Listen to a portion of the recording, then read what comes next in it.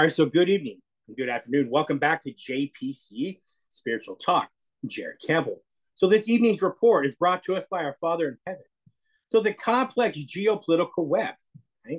From Turkey's nuclear ties to escalating Eastern European conflicts. So recent geopolitical developments have intensified global scrutiny, mainly focusing on Turkey's controversial partnership with Russia over the Akkuyu nuclear power plant. As Russia gains strategic leverage through this project, NATO's security concerns grow, compounded by the plant's proximity to crucial military assets. Meanwhile, Ukraine and Russia's conflict sees escalating tensions, with dramatic incidents including alleged sabotage operations and significant military attacks. Additionally, the dynamics within NATO and the broader European security landscape are shifting, evidenced by new deployments and heightened security measures. These developments reflect a broader struggle for influence and stability in a rapidly evolving global arena. Thank you all again for following. So we're going to be talking about a recent article that came out of the Financial Times. So as I pull up our visual from Out of War 24 News, they do have some videos, so we'll be watching some tonight. So a bombshell report from the Financial Times about Russian forces in Akkuyu. NATO must react to the agreement between Erdogan and Putin on the nuclear power plant. The problem is much bigger than the S-400s. So a recent article out of the Financial Times, it highlighted concerns over the deepening ties between Turkey and Russia. Remember, Turkey is part of NATO, mainly focusing on the Akkuyu nuclear power plant. Here are some of my key points. One, strategic infrastructure control. The Akkuyu plant, built and operated by Russia, grants Russia significant control over critical energy infrastructure within a NATO country, raising alarms within NATO about long-term geopolitical implications. Number two, the BOO model. Unlike traditional nuclear projects, Akkuyu uses a build, own, operate model. Interesting. Which allows Russia to maintain majority ownership and operational control, binding Turkey to Russia for at least 6 years now. Interesting. Number three, proximity to NATO assets. The plant's location is near very crucial and critical NATO facilities. It also raises security concerns, especially with potential Russian personnel and equipment stationed close to these sites. Right? Could be some sabotage, right? Number four, political and legal implications. The agreement between Erdogan and Putin makes it difficult for future Turkish governments to challenge the project. It represents a long-term strategic alignment that could undermine NATO's influence in Turkey. Could. I said a while back on one of my YouTube channels that Turkey's been acting really weird. All right, so number five, the Western response. The article also criticizes the West for focusing on Turkey's purchase of Russia S-400 missiles, while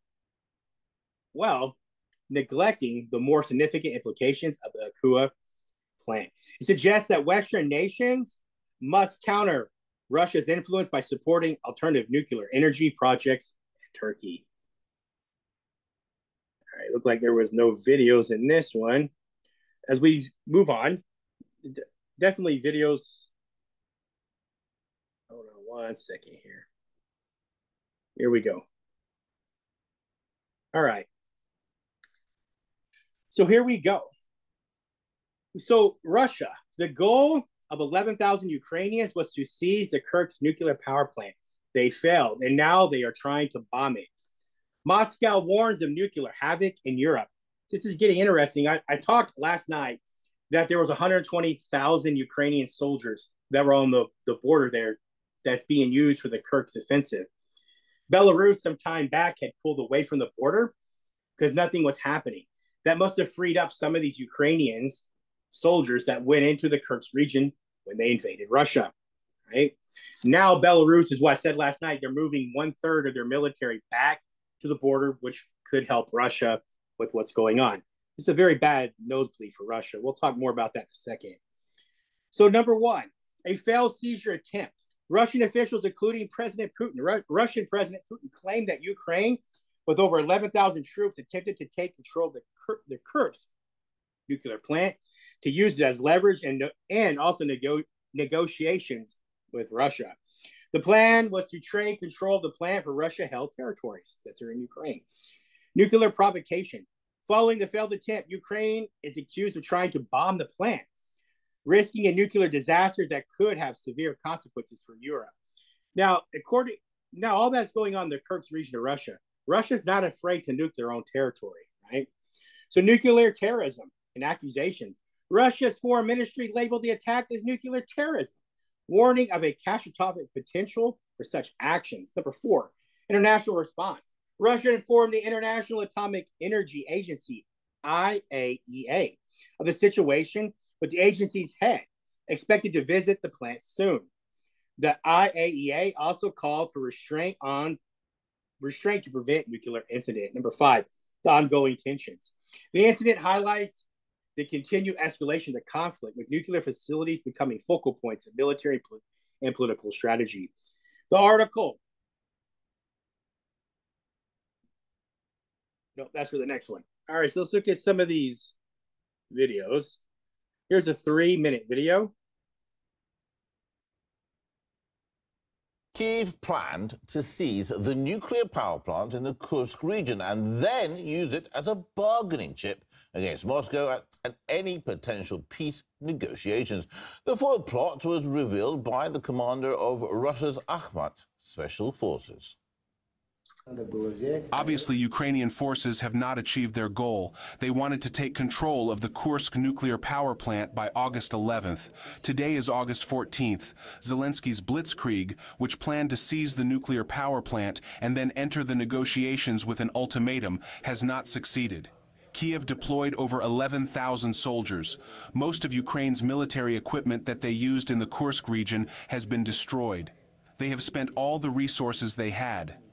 Major General Abdiel Odinov, the commander of the Akhmat Special Forces, who I know personally, he has a reputation of pretty much never staying away from the front line. So he doesn't just rely on intelligence reports, which he of course does get, but he can see what is going on with his very own eyes, as it happens from the most of the time from the forwardmost command point. So according to him, apparently the initial plan and the initial goal of the Ukrainian armed forces here in the Kursk region was to rush the Kursk nuclear power plant, get control over it, and then present Russia with an ultimatum. That, of course, would be a tit-for-tat move in the eyes of Kyiv, because Russia right now is still, it has been for years now, in control of the Zaporozhye nuclear power plant. So getting control of something of similar caliber would have seen Kyiv enjoy some very significant leverage here on when it comes to any negotiations with Moscow. That plan has failed. The Ukrainian armed forces are right now dozens of kilometers away from the Kursk nuclear power plant. They have not been able to even start to get close to the facility, and right now it is operating as usual. And in turn, the fighting continues again dozens and dozens of kilometers away from the facility.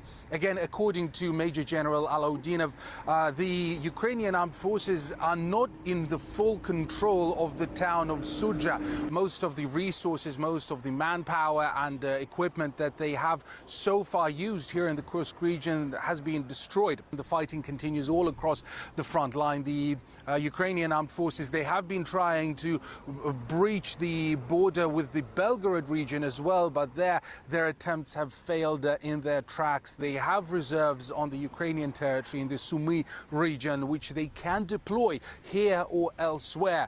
And at the same time, the Russian troops, they keep advancing in the Donbass outside of the town of Donetsk. That was another hope of the Kyiv regime, that maybe this border incursion in the Kursk region would see Russia thinning their lines and just thinning their garrisons on other parts of the front, so that those sections would be stabilized by the Ukrainian militants. That so far hasn't happened. The Russian forces continue their advance outside of Donetsk and in general all across the front line where they were advancing before this border incursion. Interesting. As I listen to Putin, Противник пытался сегодня наносить ночью удары по атомной электростанции. Международное агентство по атомной энергии проинформировано. Они обещают сами приехать, прислать специалистов для оценки ситуации. Надеюсь, что в конце концов это будет с их стороны сделано.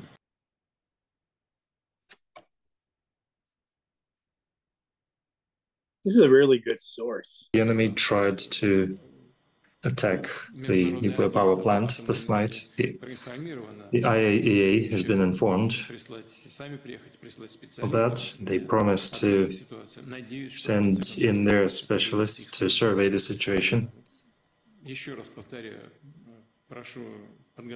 saying once again, I'm asking you to prepare right now the necessary orders and start executing them immediately.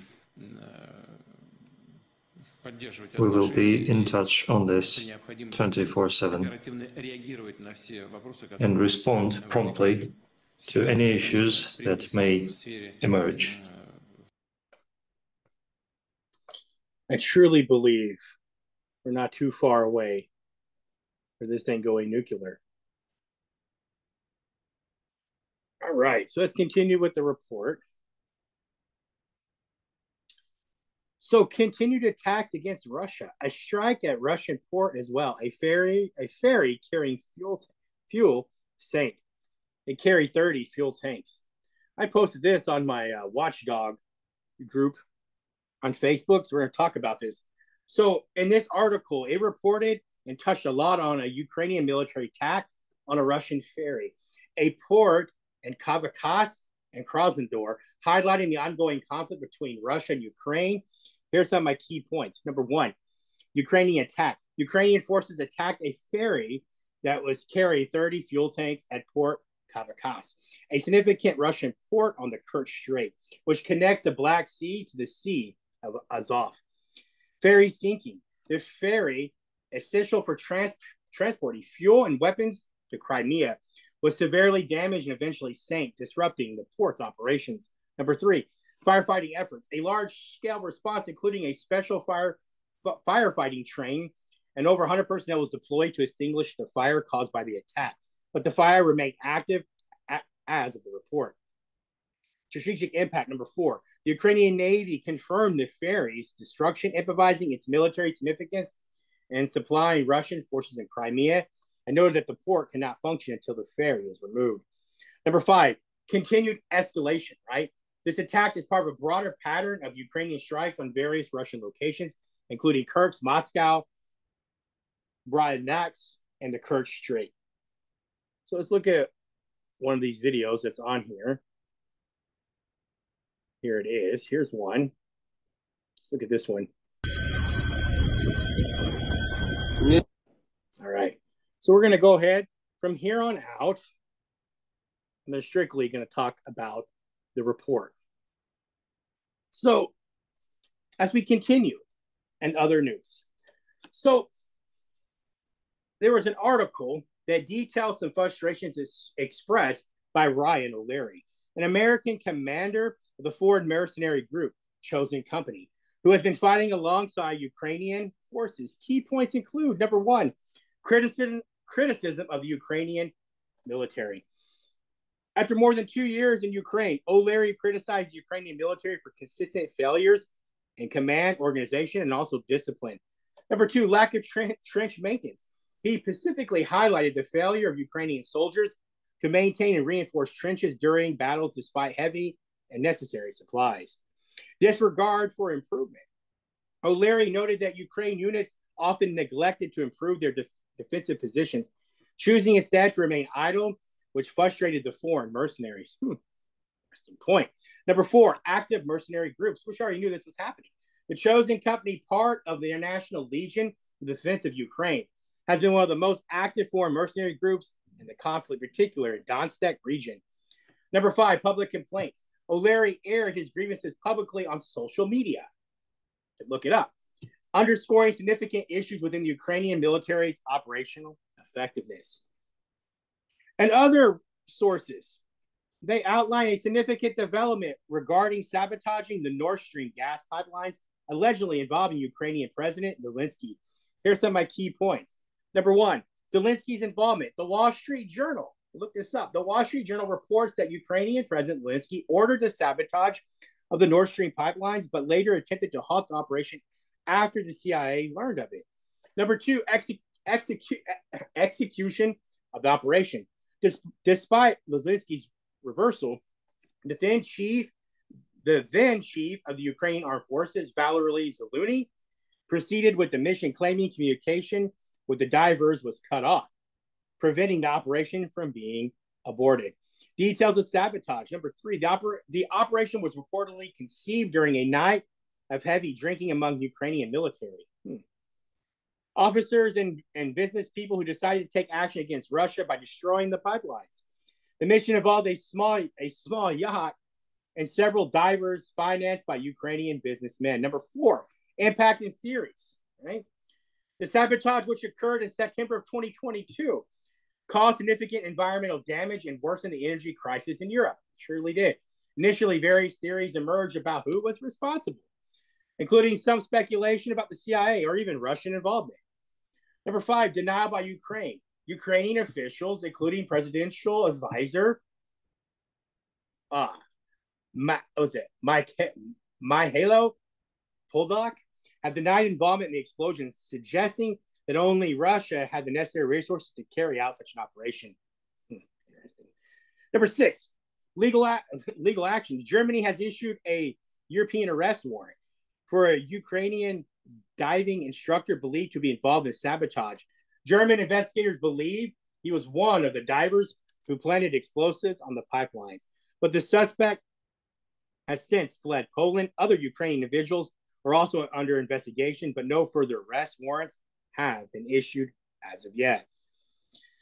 In other sources, Ukrainian withdrawal from Torstek. Ukrainian troops have reportedly abandoned several positions in Torstek, and a city in the and of course in one city in the Donetsk People's Republic.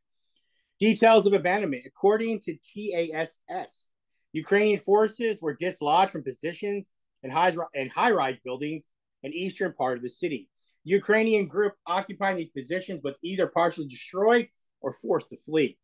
Number three, current situation. Opposing forces have cleared the abandoned positions. Kiev is attempting to send reinforcements, but many of these reinforcements need help to reach contested areas. In other news, the U.S. Embassy warning. The U.S. Embassy in Kiev has issued a warning that Ukraine may face a massive combined attack by Russian forces day and night in the coming days. Number two, timing of expected attacks. The warning highlights the possibility of increased attacks across Ukraine, significantly ahead of Ukraine's Independence Day, which is August 24th. It's tomorrow. Chinese Embassy Advisory. The Chinese Embassy in Kiev advises citizens to avoid traveling to Ukraine due to the deteriorating security situation and seek shelter during air alerts. Another news, Turkish Defense Ministry is monitoring. The Turkish Defense Ministry closely monitors developments and buildup of military forces in southern Cyprus. Things with Turkey and Greece about to go down. Response to troop deployments. The monitoring the response to the deployment of American and British troops in southern Cyprus. Security of the TRNC. Turkish officials emphasize the necessary precautions are being taken to protect the Turkish Republic of Northern Cyprus. TRNC security. Number four, current security status. The ministry stated that there is currently no problem or negative situation regarding the TRNC security.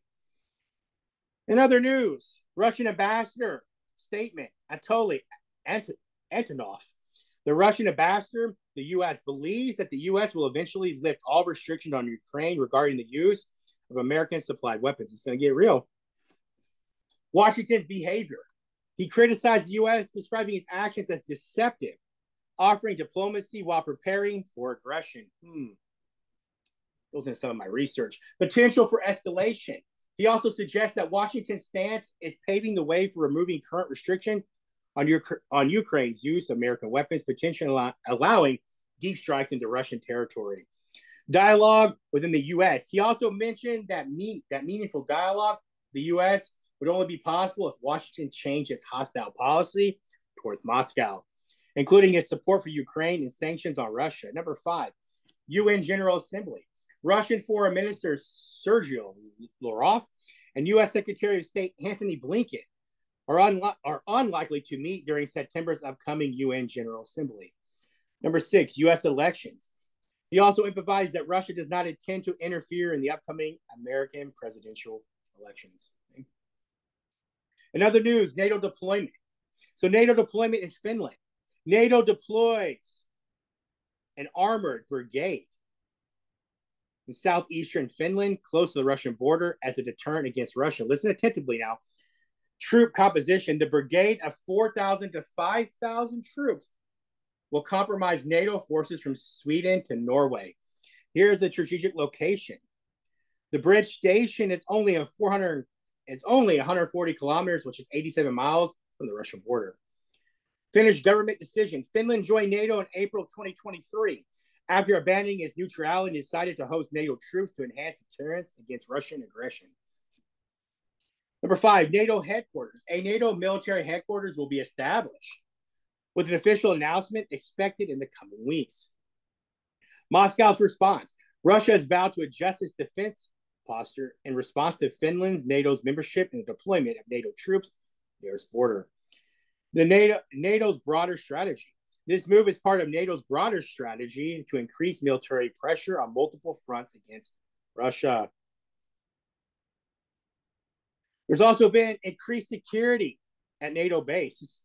The security levels at NATO's base in Germany. So the base in Germany has been raised due to potential threat. As a precaution, and non-essential staff have been sent home. Last week, another NATO base in Cologne experienced a temporary closure due to the incident involving possible sabotage of water supply. Test confirms the water was not contaminated. Attempted infiltration. The attempted infiltration was reported at the Gillen-Kirchen base. Take a stab at it, prompting extensive searches. NATO security concerns. NATO has previously warned of potential hostile actions by Russia, including cyber attacks and sabotage, past arrests. In April, two Russian Germans were arrested in Germany for allegedly planning sabotage against American military installations. Interesting. And so as we close out, I kind of threw in Robert Kennedy Jr., right? I did this because it was interesting. So Robert F. Kennedy Jr. withdraws. So Robert F. Kennedy Jr., who was running as an independent candidate for the U.S. president, is withdrawing from the race in Arizona. Support for Trump. Kennedy is endorsing Donald Trump and has expressed interest in joining Trump's administration if Trump wins. Interesting. Number 3, potential role. Trump has indicated openness to including Kennedy in his administration if Kennedy withdraws and supports him.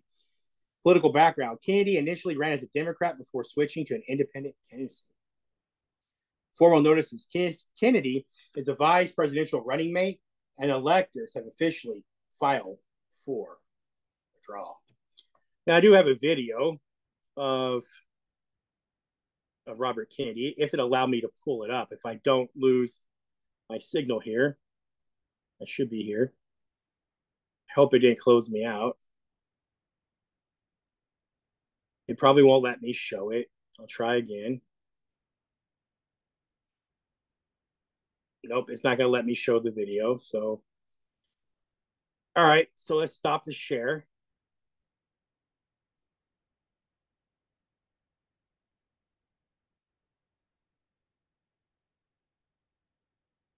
All right, so it wouldn't let me show the video. So what I'll do is I'll post that video to my Watchdog group, right, with Robert F. Kennedy Jr. I do apologize. For some reason, it won't let me switch over like that. I thought I could do it. I apologize. This was tonight's report for Friday. Hope you enjoyed the report. Thank you all again for following. Let me check at the time real quick and see. Not too bad, not too bad. So that was a good report, good time. So thank you all again for following. Come back. So, close out. A lot going on, right? This will be the last video I'll post. I won't post anymore until next week.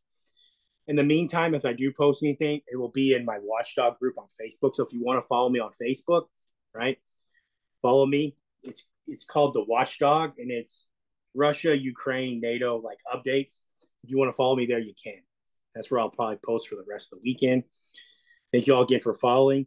This is JPCE Spiritual Talk. Never, ever hold back, right? Seek truth, right? It's a big deal, right? I think World War III is truly around the corner.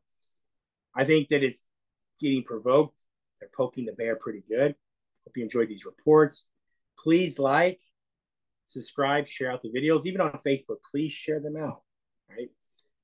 The more people know what's going on, the more informed we are, right? The more prepared we are. We have to be informed. Mainstream media is not doing its job. It's not. Everyone's more focused on the 2024 election, but they're not. What they're forgetting is that what's happening around the world is so much more important than just a silly election, right? It's distracting people. Right? Think about that. I love you all so much. Have a blessed day. Thank you all again for following.